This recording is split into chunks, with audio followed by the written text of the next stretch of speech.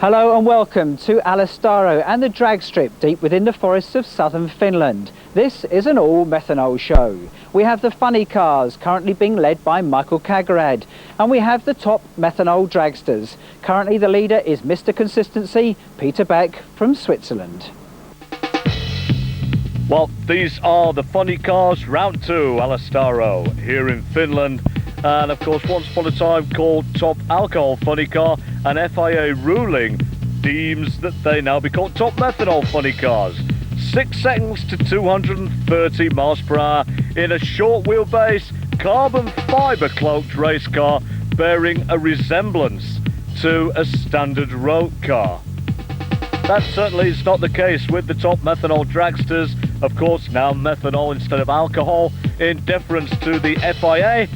240 plus miles an hour in under 6 seconds. These long wheelbase machines, powered by the 500 cubic inch aluminium racing engines. It's the enormous superchargers on top of that engine that produces all the power, gulping in air at a phenomenal rate.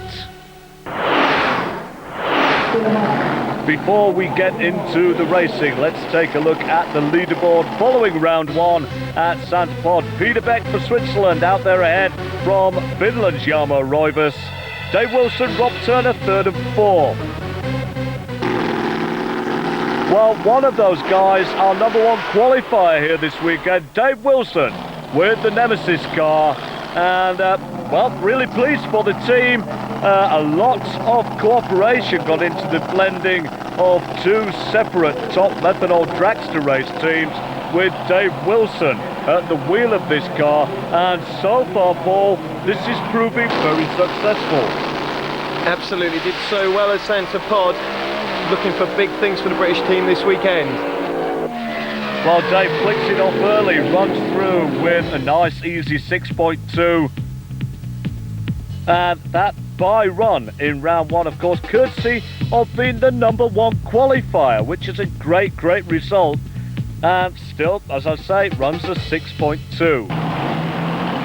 Peter Schöffer for Germany. Our second race, taking on this man, Eero Kilpeläinen. Well, about the only thing we know about Kilpeläinen is he's fairly new to the sport of top methanol drag racing, but is running an ex-Tony Donges car. Schöffer we know all about. And of course, Euro, very much dark horse and very reluctant to talk to us at Santa Pod, so we still don't know much about the man or the team. Let's look very closely at the starting sequence here. This is where the drivers are under most pressure. Rolling the car forward so those front wheels break a photoelectric beam to light the pre-stage bulb. Then it's 8 inches further forward to light the stage bulbs, and the car is on the line ready to race. The tree runs down, all the yellows together, then the green. 0.40, the perfect reaction time. Schöffer takes the win, but at one point there, Paul, it looked like Kilpeläinen was going to do it. Absolutely, come the 8th, you can see just there passing the 8th mile markers. He got right up there, just a couple of wheels length away, and then the power goes away. Peter, well done. Talk me through the race. Okay, thank you. It's a problem for the gear and the link and the clutch. The 2 gears isn't correct. Why? What happened? Little look for the next run. Well, this is going to be a goodie. The man leading the championship thus far, Jarmo Roivas, number 2 qualifier. He too has a bye run in round 1, and thus no one over in that left-hand lane. The right-hand lane seems to be the chosen one. Of course, the higher qualifier in a race has lane choice. So what do we think then, Graham? Is he going to take this nice and easy, this bye run, save parts, or is he going to go for the lane choice in the next round? Always the option, Paul. Who knows? If the qualifying runs, he feels, if Jarmo and team think they've got enough data to know how to win the race, then I would imagine they'll take it easy. This is the professional approach, to maybe power the car to half track and click it off early. If they don't feel they've got the data there, he'll run it all the way through. Well, gets the green light and goes for it. You can see by the way the tyres grow, he powered it hard over the first 8, and as we said, clicked it off at the 8th mile. Well, if ever you thought it was an easy job driving these cars, don't forget there's an awful lot of torque from that engine trying to drag the car over to the right-hand side all the time, and a momentary lapse in concentration can spell disaster for the drivers.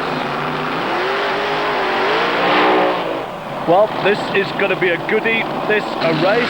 Our number 5 qualifier, surprisingly, is Peter Beck burning out there for Switzerland, and he has Escalinen as his opponent. You say surprise, I would say it's even more of a shock, Graham. Well, yeah, after staggered. last year. Okay, so both drivers then coming back into the pre-stage area. These drivers have an awful lot to do, everything going through their mind as they come back in, starting to psych themselves up for that all-important part of the drag race as they come into pre-stage and stage. But now is the point, Paul, where the crew stop cosseting the driver, if you like, and he's on his own in the cockpit. It's man and machine versus man and machine in the other lane. And as we keep saying, the psychology on the start line is so intense. Here we go at the green. Oh, Beck smokes the tyres. Is that going to be the end of his challenge?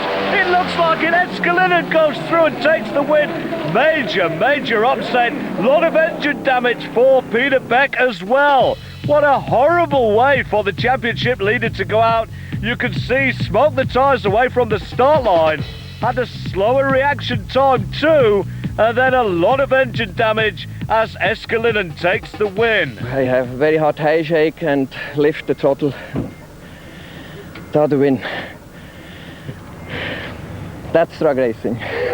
We have new engine and new combination, and it's really hard to get okay. And we get it so well that time was very good for a first run, but we broke the engine also. That's end of the race for us.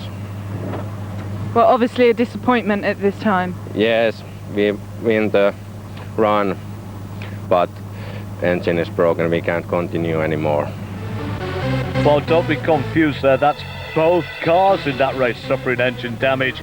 Dave Wilson and Peter Schofer in one side of the semi-final. Jarmo Roivas and Will Carey Escalinen make it for the other semi-final. Now we move on to the top Methanol funny cars. The leaderboard after round 1, Michael Kagerad for Sweden on top of the pile. But he's not the first man out. This man, Leif Andreasson, the number 1 qualifier here in Finland, is first out and with the burnout. And could it be number 1 qualifier, a bye-run for that car. Huge smoky burnouts for the funny cars. They managed to produce so much more smoke, and of course that smoke doesn't just go away from the car as the rails do, but stays inside the bodywork. You can see the crew there flapping all the smoke out. Well, take a look at this in the office with Leif Andreasson. You can see his left knee pumping on that clutch these cars need, and anyone would think he was having a barbecue in there, but no, that's not the case. The crewman gets rid of the majority of the smoke so that Leif has a chance of looking out of the car. Well, there's still plenty of smoke in there, Graham, but he did do a long burnout, so there's a fair time before he gets back to the pre-stage area. Well, chance for us to take a look at the pre-race procedure. You can see the crew chief is guiding the car back directly onto those hot, sticky rubber stripes that he laid down in the burnout. They look substantially narrower at this point, but don't forget, centrifugal force makes the tyres grow and they leave a smaller footprint. Well, you get a chance to look at 1 or 2 of the whistles and bells that are in there. The gear shifts are the 2 buttons you can see on that butterfly steering wheel. Here we go. Watch Leif's thumbs as they work the gear shifts as he moves forward into stage. The left knee will come up, allowing the clutch out, and away on the run he'll go. Well, 3-speed gearbox in these cars, and again, as we were saying with the Dragsters, doesn't need the data of a full run. Gets a 60-foot time and an 8-mile time, and cruises over the second half of the quarter through into the final.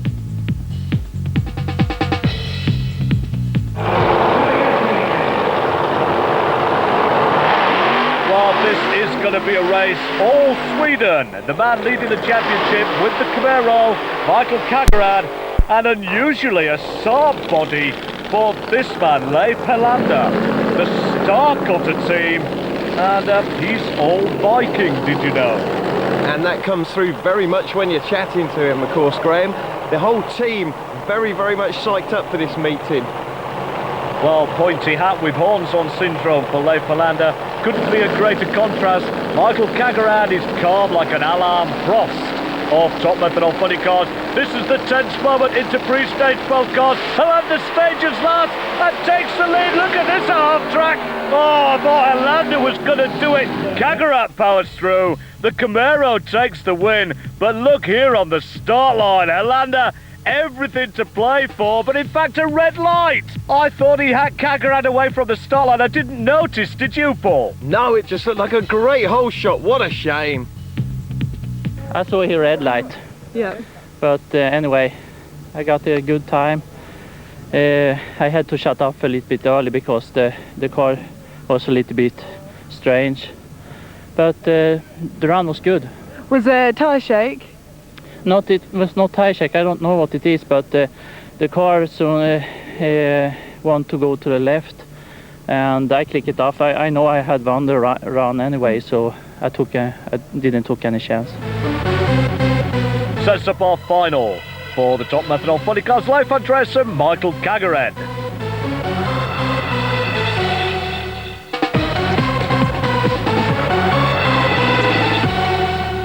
Welcome back to the drag racing. Now Leif Andreasen in the funny cars is looking strong, and the question is, can Michael Kagerad hang on to his championship lead?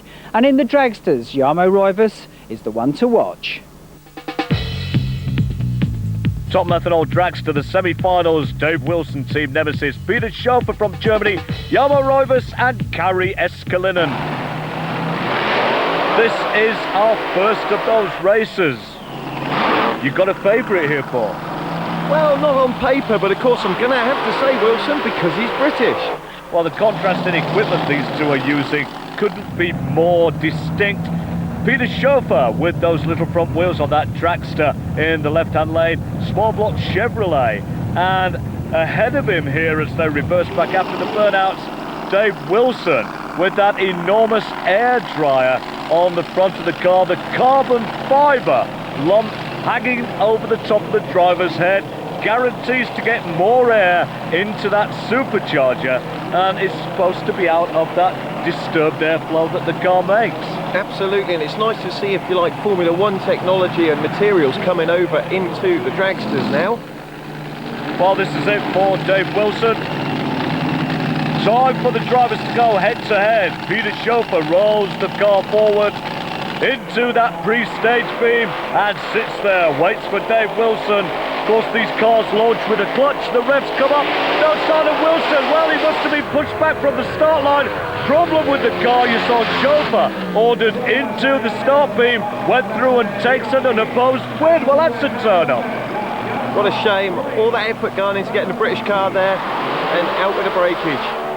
Well, did Eskelinen make it into this semi-final? I think the answer is going to be no. And Jarmo Roivas going to be on a bye run.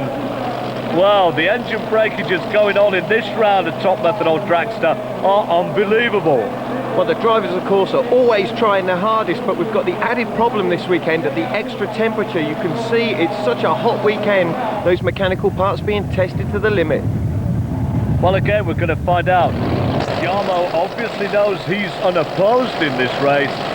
Extra chance to relax a little bit, get everything right, get data for the computer at the end of the run. And you can see the big difference is everybody's so relaxed. The crew chief tells Jarmo how far he has to run forward to that pre-stage line. Launches the car in. Is it going to be a full quarter pass or just the 8? The revs, out comes the clutch, the car launches all the way to the 8th mile, then out of the throttle. Well, so far, Jarmo Roivas having an easy time of it. The final for the Top Methanol Funny Cars, Leif Andreasen and Michael Kagarad, the old adversaries. Michael, of course, riding on the back of a win at Santa Pod in round 1, the ever-popular Quaker State Chevrolet Camaro man. A little peek inside the working environment of a top Methanol funny car driver. That's the clutch can, that's the steering wheel, here's the roll cage. Hello, Michael.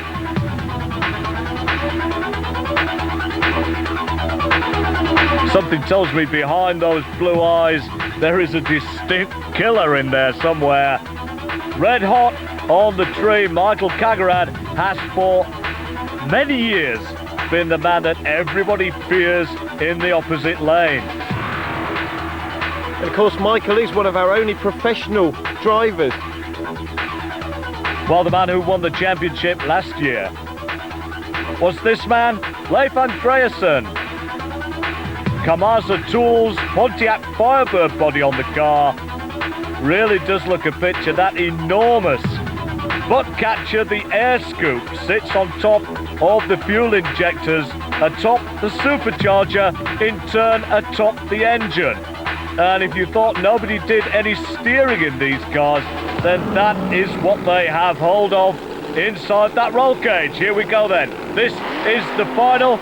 Are there going to be changes in the leadership of the championship, or is Michael Kagarad going to come out on top again?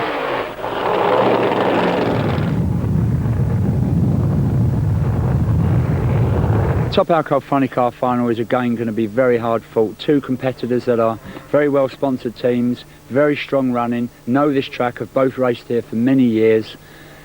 Probably when they meet you see the hardest funny car races there are. Michael has got his car set up to the track. Leif has been saying they're having problems on the track. Because of that, I have to go for Michael Kagarad. I think I'm going to stick my neck out too and say the Quaker State man is in such a rich vein of form with the top Methanol funny cars that Andreasen must be starting to feel it's a real mission for him now to get round Kagarad. No matter what they do, no matter how much prep they put into the car. Here we go then. Into pre-stage, both cars. Whoa, and on stage, Kagarad you saw span the tyres away from the start line and a turnover. Andreasen gets his wish, takes the win at 0.49 reaction time, slower than Kagarad, and just has to drive around the Camaro to take the win. It was really hard because it's always tough to run against Mickey, and he always pushing some pressure on us. Yeah. But I'm trying to tell myself this was for the crew, and I'm trying to do my best and run on the green real hard. Okay, let me bring Mickey in at this point. Mickey, disappointing run there? Not so. We have had problem this weekend, and we ran the best ET this round in the final, and I'm pleased with the weekend anyway. Well, look at the leaderboard. Andreasen breathing down Kagarad's neck now, less than 20 points in it at the top of the championship.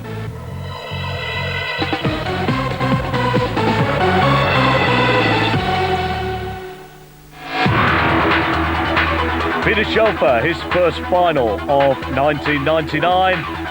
Small block Chevrolet power, that engine cowers under an enormous supercharger. The last man, I think, in the professional categories running with those tiny front wheels. A lot of the drivers feel that the control of the car is not just so easy. And he's taken on the man who won the championship last year, and that is Jarmo Roivas. Well, Roivas, everything seemed to be going as it did in 98 for 1999, and Jarmo is just as consistent this year as he was then. Had an easy run through to the final, 2 by runs. But maybe the drivers have different thoughts on what the outcome is going to be. Let's talk to Jarmo Roivas. I think we have too much power in the Peter. I think Peter is this weekend he don't running very fast, but we'll see what happens. Well, as I think Jarmo is aware, you ignore Peter Schofer at your peril. He's a hard competitor, and has slugged it out with these bigger engine cars for a number of years now. The Yamaha Rivers, which is the Finnish favourite here, is up against Peter Schofer from Germany. They've met many times before. Peter Schofer's running very strong this weekend. Even though Yamaha's got a particularly good car, I don't think Yamaha's got the car set up quite as well as Peter. He's got the pressure of a local boy that has to win. No, he's on form. Peter Schofer will probably take the win. You know, Paul, I don't think it's always an advantage to have everything going in your favour. Well, absolutely, and I think what Yamaha was hinting at there was that they'd got more power and that they might overpower the track. Always got to be the way in drag racing. Schofer will be looking to cut a really good light. Always the danger of being red light, and of course in drag racing you go before the green light and you get a red light, you are disqualified. So what's running through Yamaha's head right now is if he gets everything right with the car, he should have the win. Here we go into pre-stage, Schofer in pre-stage, Rivers stages. Well, this is the tense moment. Schofer follows him in and smokes the tyres. You saw that away from the line. It was hard to tell who was away first. Rivers takes the win. And indeed, Schofer the quicker reaction time. But that indomitable power, 5.96 seconds. A 0.5 reaction was all it took. Very great feeling. It's a very hard trip, race. I think smoked tires or sluts or something else problem. And you must be feeling very disappointed. It's okay, it's okay. It's a very good comrade. Oh, fantastic. It's a problem, a little problem for the clutch. In starting, it's a problem for the tire shake, a little tire shake. A little look for this car, the next run, next race. The leaderboard, Yamaha Rivers out there ahead from Peter Beck. Peter Beck had a horrible weekend. So well done to our winners there, and the championship in the Dragsters is now wide open with Schofer, Wilson, Beck and Rivers all in with a chance. In the funny cars, Michael Kagrad and Leif Andreasen are starting to pull out a lead. Keep in touch with the Methanol action as the next round comes from Sweden.